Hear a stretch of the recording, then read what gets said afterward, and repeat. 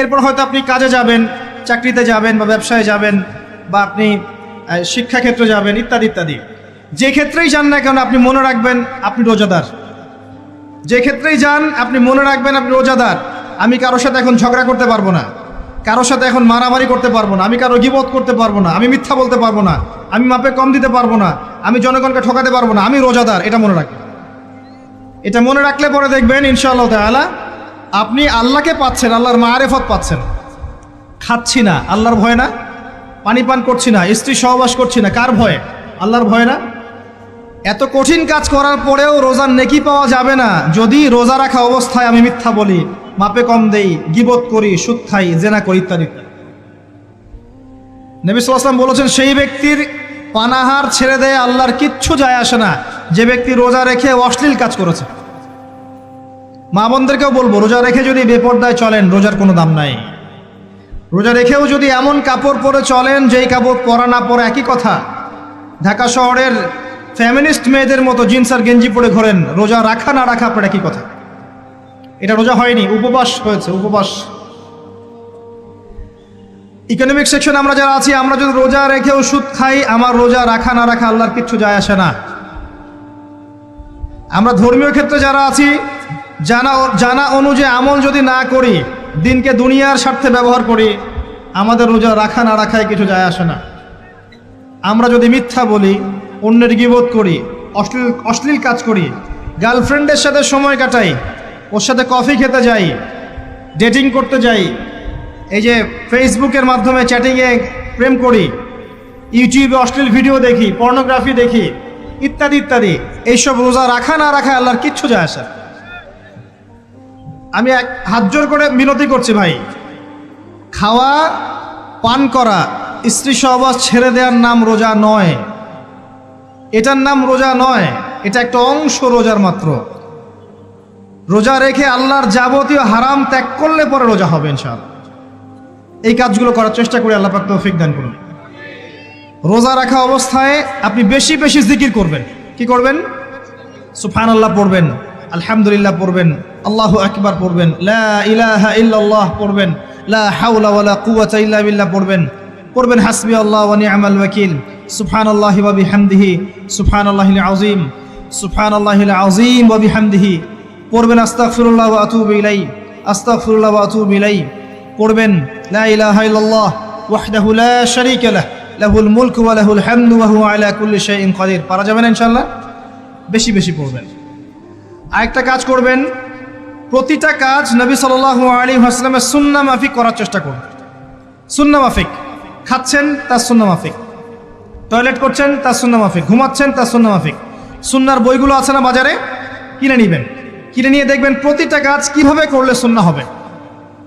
এই কাজগুলো করতে গিয়ে আপনাকে গভর্নমেন্ট বাধা দিবে, বিশ্বের পরাশক্তিরা বাধা দিবে, আপনাকে কি কেউ পিটাবে এগুলো করলে, জেল খাটাবে?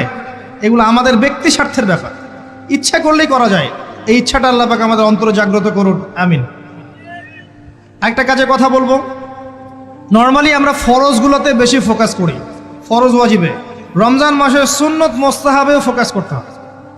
রমাদানে একটা নফল আপনাকে ফরজের নেকি দিয়ে দিবে ইনশাল্লাহ, রমাদান একটা সুন্নাহ আপনাকে ফরজের নেকি দিবে ইনশাল্লাহ।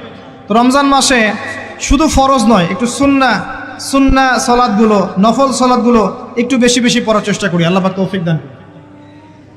স্পেশালি একটা কাজ করার চেষ্টা করতে পারি, ওযু যখন ভেঙে যায়, টয়লেট করলেন ওযু ভেঙে গেল, সাথে সাথে হালকা করে ওযু করে ফেলার চেষ্টা করে, সবসময় পবিত্র থাকার চেষ্টা করে। বেলাল আল হাবাশি নাম শুনেছেন? রাদিয়াল্লাহু আনহু। নবী সাল্লাল্লাহু আলাইহি ওয়াসাল্লাম বলছেন, আমি যখনই জান্নাতে গিয়েছি বেলাল তোমার পায়ের শব্দ শুনেছি। সুবহানাল্লাহ। যেই বেলালকে উত্তপ্ত মরুভূমিতে শুইয়ে নির্যাতন করা হচ্ছে, সেই বেলাল বলছেন আহাদুন আহাদ। সেই বেলাল রাদিয়াল্লাহু আনহুর নামে শানে সূরা নাজিল হচ্ছে কুল হুয়াল্লাহু আহাদ। ওই বেলাল রাদিয়াল্লাহু আনহুকে নবী সাল্লাল্লাহু আলাইহি ওয়াসাল্লাম বলছেন, যখনই জান্নাতে যাই তোমার পায়ের আওয়াজ শুনি, তুমি কি এমন আমল করো যার কারণে এই মর্যাদা তোমার? বেলাল রাদিয়াল্লাহু আনহু বলছেন, আমি তো স্পেশাল তেমন কোনো আমল করি না, আপনারা যা করেন আমিও তাই করি, তবে আমার যখনই ওযু ভেঙে যায় আমি ওযু করি, আর আমি ওই ওযু দিয়ে 2 রাকাত নামাজ পড়ি। এটাকে তাহিয়াতুল ওযুর নামাজ বলে। রমজান মাসে করার চেষ্টা করি, আল্লাহ পাক তৌফিক দান করুন। আমরা অনেকে মসজিদে যাই, ধাপ করে বসে পড়ি, করি না এই কাজটা? মসজিদে গিয়েছি, ধাপ করে আগে বসে পড়ি। মসজিদে গিয়ে 2 রাকাত নামাজ পড়ে বসা সুন্নত। মিনিমাম 2 রাকাত নামাজ পড়ে বসলে আপনি তাহিয়াতুল মসজিদের নেকি অর্জন করলেন, মসজিদের হকটা আদায় করলেন। ওই জায়গা আপনার জন্য সেজদার সাক্ষী থাকলো, কিয়ামতের মাঠে আপনার পক্ষে সাক্ষী দিবেন ইনশাআল্লাহ। এই সুন্নাহগুলো আমরা চর্চা করার চেষ্টা করি রমজান মাসে। রমজান মাসে দাড়িটা ছেড়ে দেন, দাড়িটা ছেড়ে দেন। এটা একমাত্র ভিজিবল সুন্নত, দৃশ্যমান সুন্নত, যেটা আপনার সাথে কবরে যাবে। যখন কাফন দেয়া হবে তখন দেখা যাবে না আমার সাথে আর কোন কোন সুন্নাহ আছে, এই একটা সুন্নতই দেখা যাবে আমার সাথে কবরে যাচ্ছে। কথা কি বুঝতে পারছেন? আর এটাকে আমরা এখন যত পারি মেয়ে হওয়ার চেষ্টা করছি। নবীজি বলেছিলেন শেষ জামানায় ছেলেরা মেয়েদের পোশাক পরবে আর মেয়েরা ছেলেদের পোশাক পরবে। দেখবেন মেয়েরা এখন ফর্মাল পোশাক পরছে, জিন্সের গেঞ্জি পরে ঘুরছে, আর ছেলেরা ক্লিন শেভড। ছেলেরা মেয়েদের মতো গাল বানাচ্ছে। আর কোন সাইনের জন্য অপেক্ষা করছেন? নবীজি বলেছিলেন উঁচু উঁচু বিল্ডিং নির্মাণের প্রতিযোগিতা করা হবে। একবার এয়ারে ঢাকার কাছাকাছি আসবেন, এয়ারে তো সফর করেছেন আপনারা অনেকেই। যখন এয়ার ফ্লাই করে, টেক অফ করে বা ল্যান্ড করে, যখন ঢাকার কাছাকাছি, তখন উপর থেকে আপনি ঢাকাকে দেখবেন। কেন বলেছি this is the city of Akhiruzzaman? কেন বলেছি? নবীজি বলেছেন কিয়ামতের 2টা মেজর সাইন, 2টার মধ্যে একটা হচ্ছে আনতারাল হুফাতাল উরাতাল আলাতা রিয়াশাইয়া তাতাওয়ালুনা ফিল বুনিয়ান। যখন সমাজের দরিদ্র শ্রেণীর মানুষেরা, যাদের পায়ে স্যান্ডেল ছিল না, গায়ে কাপড় ছিল না, এরা উঁচু উঁচু বিল্ডিং নির্মাণের প্রতিযোগিতা করতে থাকবে, ফান্তাজিরিস সাআহ, তখন কিয়ামতের অপেক্ষা করতে থাকবে। আজকে থেকে 100 বছর আগে ছিল এগুলা? 200 বছর আগে ছিল? সুবহানাল্লাহ। আর কোন সাইনের জন্য অপেক্ষা করছেন? তিনি বলেছেন শেষ জামানায় women will dressed but still they will be naked. মহিলারা কাপড় পরবে, তারপরেও তারা নগ্ন থাকবে। আপনি ঢাকার শপিং মলে যান, আপনি দেখেন। আর কোন সাইনের জন্য অপেক্ষা করছেন?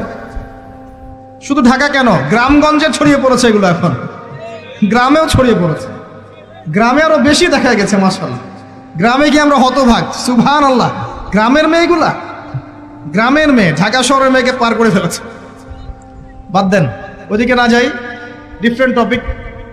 আমরা রমাদান মাসের সুন্নাহগুলো আমল করার চেষ্টা করি। তাহিয়াতুল মসজিদ আমল করার চেষ্টা করেন, তাহিয়াতুল ওযু আমল করার চেষ্টা করেন, বেশি বেশি জিকির করেন। এবার আসেন রমাদানে জাকাত হিসাব করবেন। জাকাত, আপনার জাকাত হিসাব করেন, কত টাকা জাকাত এসেছে। জাকাতের নিসাব জানেন তো? হ্যাঁ, 7.5 ভরি স্বর্ণ, রৌপ্য কত? 52.5 তোলা।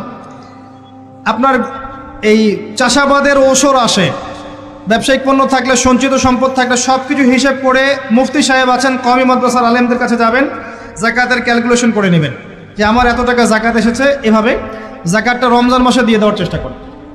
জাকাত যদি আমরা না দেই, একটা শাস্তি শুনে রাখেন। আল্লাহ পাক এই সম্পদগুলোকে একত্রিত করে গলাবেন, গলিয়ে কপালে, গালে আর এই যে পিঠে লেপটে দিবেন, বলেন নাউজুবিল্লাহ।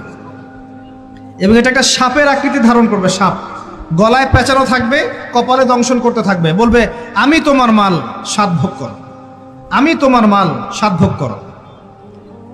কবর এটা হবে, আমরা চোখে না দেখলে ওটা সত্য। নবীজি দেখে এসেছে মেরাজের রাতে এগুলা। এরপরে জাকাতের একটা সুবিধা আছে, এটা আমরা বুঝাতে পারি না। জাকাত ইসলামিক ইকোনমিক্সের বেইস। জাকাত ধনীর সম্পদে গরিবের হক। যে গরিবের কাছে টাকা পয়সা নাই, আপনার টাকা ওর হাতে চলে যাবে, ও খেয়ে পরে বাঁচতে পারবে, এটাই জাকাত। বুঝতে পারছি? জাকাতটা না দেন, ও আস্তে আস্তে আস্তে আস্তে আরো দরিদ্র হতে থাকবে। এর উপর আবার সুদ আছে, আবার পেপার মানিও আছে। জাকাতগুলো দিয়ে দেন, আল্লাহর ওয়াস্তে জাকাত দিয়ে। অনেক মুসলিম আছে আমরা নামাজ পড়ে জাকাত দেই না। অনেক মুসলিম আছে জাকাত দেয় না, নামাজ পড়ে। জাকাত অস্বীকারীদের বিরুদ্ধে আবু বকর সিদ্দিক রাদিয়াল্লাহু আনহু যুদ্ধ করেছিলেন। অ্যাজ এ আমির, রাষ্ট্রের পক্ষ থেকে যুদ্ধ করেছিলেন। আল্লাহ পাক আমাদেরকে জাকাত আদায় করার তৌফিক দান করুন। ফসল থাকলে ফসল, এর ওসর আসবে, ওসর এটা দিয়ে দিবেন। সেচের পানিতে হলে এক হিসাব, আর আপনার বৃষ্টির পানিতে হলে এক হিসাব। রমজান মাসে বেশি বেশি দান সাদাকা করবেন, বেশি বেশি মানুষকে দান সাদাকা করেন। পণ্যের দাম কমিয়ে দেন, মানুষকে সাদাকা করেন। প্রত্যেকটা দিন 10 টাকা, 20 টাকা, 100 টাকা সাদাকা করতে চেষ্টা করেন। এক একটা সদাকা 70 গুণ বেড়ে যাবে ইনশাআল্লাহ তাআলা। আমি আরেকটা নসিহা করব, রমজান মাসে বেশি থেকে বেশি মানুষকে খাওয়ান, বেশি বেশি খাওয়ান, ইফতার করান। আমি বলি মসজিদগুলোতে প্রত্যেক দিন আসর থেকে মাগরিব পর্যন্ত দিনের কথাবার্তা আলোচনা করেন, তালিম করেন। আপনাদের কাছে বই আছে, মুনতাকা হাদিস আছে, ফয়জুল কালাম বই আছে, রিয়াদুস সালেহিন বই আছে, মেশকাত আছে, আলেম আছেন, ইমাম সাহেব আছেন, একটা বিশেষ বিষয় নিয়ে আলোচনা শুরু করেন। মাগরিব পর্যন্ত আলোচনা চলবে, সবাই মিলে ইফতার করেন, একটা ইসলামিক পরিবেশ গড়ে তোলেন। মানুষকে ইফতার করেন, বেশি বেশি ইফতার করেন। আপনার সামর্থ্য থাকলে, সামাজিক যদি পদমর্যাদা থাকে, সমাজের মানুষকে আপনি ইফতার করান, ইফতার পার্টি করে, ইফতার অ্যারেঞ্জমেন্ট করান। পার্টি বলা ঠিক না, আসলে ইফতার মাহফিল বলতে পারি আমরা। ইফতার মাহফিল করেন বেশি বেশি, মানুষকে ইফতার। একজন ব্যক্তিকে ইফতার করালে ওই ব্যক্তির রোজার নেকি আপনি পেয়ে যাবেন ইনশাআল্লাহ। প্রজেক্ট করেন, ইফতারের প্রজেক্ট করেন, মানুষের টাকাগুলো নেন, সংগ্রহ করে গরিবদের মাঝে ইফতার বিলিয়ে দেন।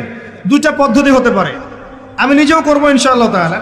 দুটো পদ্ধতি হতে পারে, ডেইলি বেসিসে ইফতার দিতে পারেন, অথবা মাসের বাজার করে দেন। এক মাসে কি কি লাগে, কতটুকু চাল, বুট, ডাল লাগে লিস্ট করেন, করে একটা ফ্যামিলিতে একটা প্যাকেট পাঠিয়ে দেন। দেখবেন পুরো ফ্যামিলি ইনশাআল্লাহ তাআলা রমজান মাসটা খেয়ে পরে বাঁচতে পারবে।